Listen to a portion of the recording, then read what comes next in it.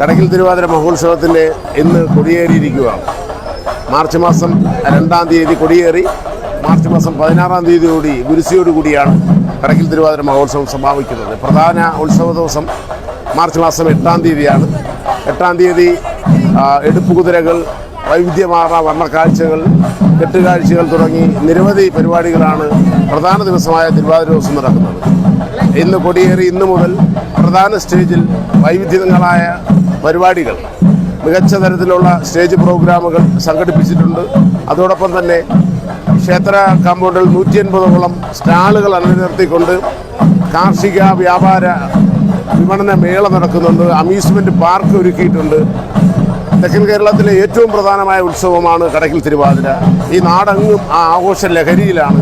വിദേശ രാജ്യങ്ങളിൽ ഓണത്തിന് പോലും ലീവിന് വരാതെ ഈ തിരുവാതിരയ്ക്കായി മാത്രം ലീവിന് വന്ന ഒത്തിരി ചെറുപ്പക്കാരുണ്ട്. ഈ നാട്ടുകാർ 54 കരയുടെ പ്രതിനിധികളെല്ലാം ഒന്നാകെ ഒരു മനസ്സോടുകൂടി ഈ തിരുവാതിര ആഘോഷിക്കാൻ എത്തിയിട്ടുണ്ട്. അതിൻ്റെ തുടക്കം ഇന്ന് കൊടിയേറിയിരിക്കുകയാണ്.